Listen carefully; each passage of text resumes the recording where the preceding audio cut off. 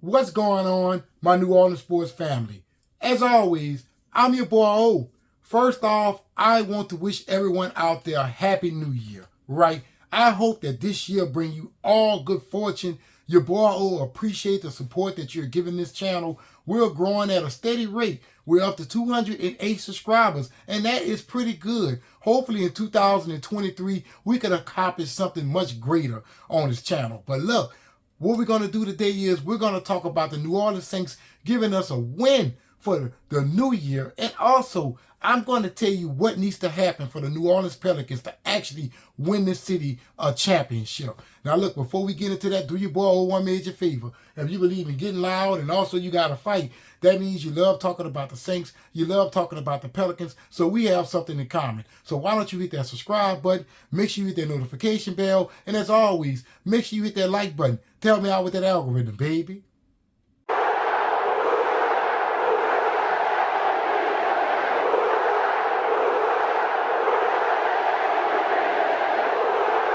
We're going to cover the Saints' victory over the Philadelphia Eagles to keep their season alive. Sure, many people out there believed after this game was over and we won and Tampa Bay won their game, we was out of the playoff race. But that's not true at all. In fact, the Saints actually needs Minnesota to beat Green Bay today in order to have a shot at that 7th seed. But up until then, and the season's officially closed, we're going to just keep our hopes just a little bit up right now. Okay, so let's cover this game. The Saints will win this game on the road for their 3rd win in a row, 20-10, right? 2 back-to-back road victories for our New Orleans Saints. Now let's get into the stats here. Let's go on down. All right, this is what we're looking for right here. The Saints will commit 19 first downs. The Eagles will have 11, but only 1 in the first half. This team set the tone for this game very early when it came down to the defensive side of the ball, right? 7 out of 16 on 3rd down efficiency, 1 for 1 out of 4th down efficiency. Total yards, 313 yards, 66 plays. And 35 of those plays was rushing. 1 turnover, that would be the interception by Andy Dalton. He was getting a little bit too greedy. He was just doing too good. I think he had completed like 14 passes in a row, and he missed the Juwan Johnson on the flat, and he tried to force it to Chris Olave, and it was a pick. So what? We still won the game. Andy Dalton would be sacked 7 times in this game. However, the New Orleans Saints defense was sacked, gone to miss you 6 times. Cam Jordan giving us 3 of those sacks for a total of a career 115.5 sacks, which makes him cross over Ricky Jackson's record. Right now, Cam Jordan is sitting on 8.5 sacks for the season. I don't know if he's going to get into double digits playing the Panthers next week, but hey, there's a shot. There's a shot. Time of possession will be 37 minutes, and we will only commit 3 penalties for 30 yards. Now let's get into the stats here. Andy Dalton is 18 for 22, 81% of his passes completed, 204 yards completed, 1 interception, no touchdowns, 6 sacks. I just talked about that. And an 86 QBR. Taysom Hill, 2 for 2, 100%, 24 yards. He'll be sacked 1 time for a QBR 116. Alvin Kamara on the ground did pretty good. 16 rushes for 74 yards, 4.6 yard average, and a 16-yard long. Taysom Hill will be the definitive point of the run game, because at the end of the game, they just kept giving it to Taysom Hill to run out the time. He would give us 14 rushes for 46 yards, 3.3 yard average, 1 touchdown, and his long was 9. Benjamin will give us 2 rushes for 10 yards and average 5 yards per carry, and his long was 8. Receiving, Rashid Shaheed would be perfect with a 6 out of 6 target for catch ratio, if you didn't know that. 79 yards. His average yards was 13, and his longest catch was 58 yards. That's right. Andy Dalton put this ball right on the money for Rashid Shaheed. Juwan Johnson will have 7 targets, 5 catches for 62 yards, and 21 was his long. Chris Olave will leave this game needing 18 yards for 1,000. Hopefully against the Panthers, he can get that one catch to actually achieve that mark. And Chris Olave was 5 targets, 4 catches, 42 yards. He didn't do too bad. Adam Troutman, 1 catch, one target for 16 yards. Let's get into the defense now. Will Lutz was 2 for 2, 54 long, and 8 points from his leg. Cam Jordan, 5 solo tackles, 3 sacks. Demario Davis, 3 solo tackles, 4 assists, no sacks. Pass defended, 1. Oh, Marshall Lattimore, thank God he made it back. Gave us our first interception of the season that will be committed by a cornerback. That's right, you guys. This Saints team has been struggling to get interceptions. Now, what I want to let you guys know right now is the season could be over. It may not be over.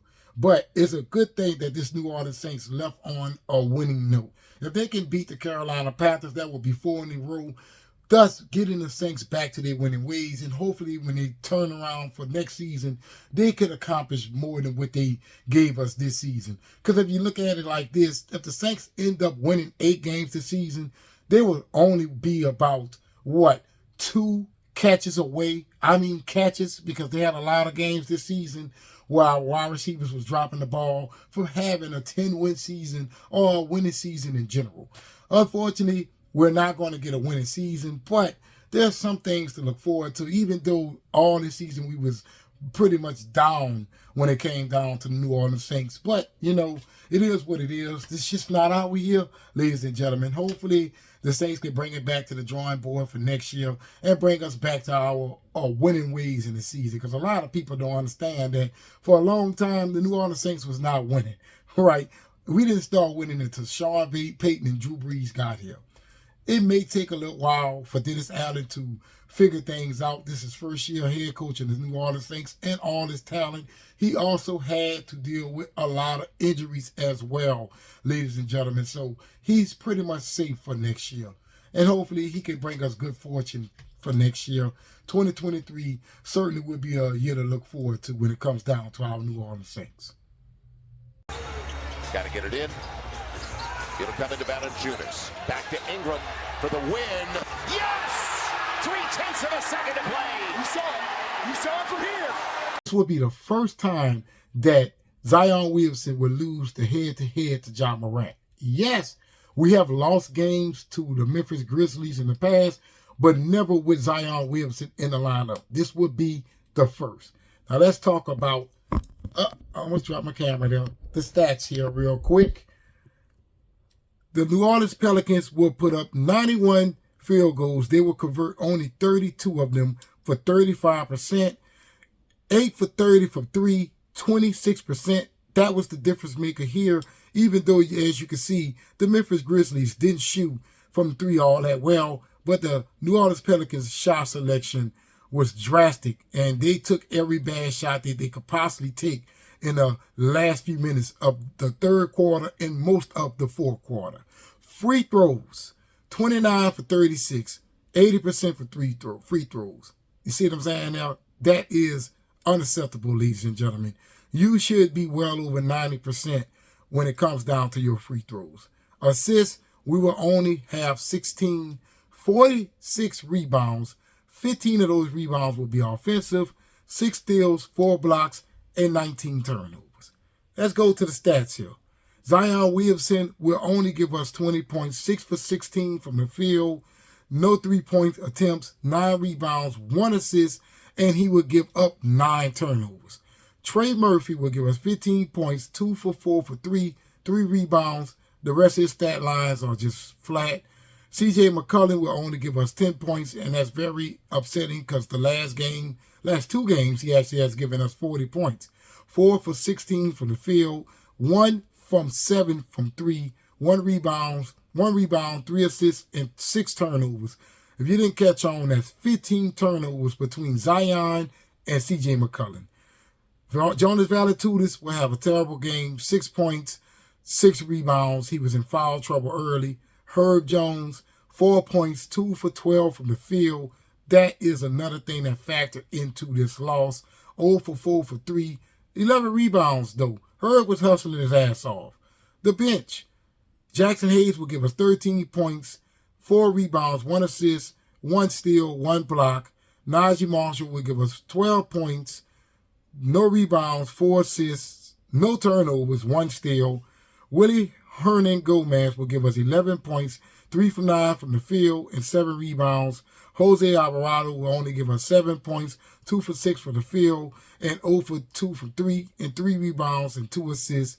Dante Graham ain't much there with 3 points. Dyson Daniels, 0 points. Now, what is going on with this team when we lose games like this? I have to just pretty much call a spade a spade. We need Brandon Ingram back on the field, on the court. I'm sorry. Because when it comes down to the way that the defense that the Memphis Grizzlies decided to play in this game, when it was portraying their defense, you need someone who could attack the outer rim of the paint, right? The Memphis Grizzlies was protecting that paint all night long, and it was daring us to shoot the ball. However, the shot selections from the New Orleans Pelicans played into their defense. When it comes down to a floor general like Brandon Ingram, all of that will be fixed. I do feel like this team will win us a championship this year, but I do not feel like they're going to accomplish that with Brandon Ingram not being in the lineup. Only time will tell when this guy is going to return to our team, but we need him. Sure, I know when it comes down to the conference, and not to mention the record, we're still doing pretty good. We're 23-13. We're 5-5 in our last 10. And that's really not a good trajectory that you want to be heading on. You want to be 7-3 in your last 10. If you could keep that up, then you could be a 50-win team. Right now, we're 27 wins away from being a 50-win team. We could accomplish that with Brandon Ingram being on the court. I know a lot of people out there, they're just gloating over Zion Williamson, but they have to understand that Zion Williamson is a particularly in the paint player. Brandon Ingram can give you all that and then some. You need this guy back in the lineup. But we're not looking bad at all, ladies and gentlemen. Number 2 in the West, half a game behind the Denver Nuggets. You are half a game in front of the Memphis Grizzlies. You're 2 games ahead of Dallas. You're 4 games ahead of Sacramento. And you're 3 games ahead of Sacramento. And you're 3 games ahead of the LA Clippers. So you're doing pretty fine right now. So it's no time to panic, but you still want Brandon Ingram back on the court as soon as possible. Well, that would be all for the New Orleans sports coverage for the day, ladies and gentlemen. I hope you guys watch this video all the way to the end to help your boy out with the algorithm. And also, don't forget, I have a main channel called the 4KO. I review movies. I talk about trailer reactions. I talk about toys. I talk about geek culture in general. I'm going to leave the link in the description below so you can go over there and support me as well. But just remember, you guys, it's 2023. Hold your family safe and drink responsibly.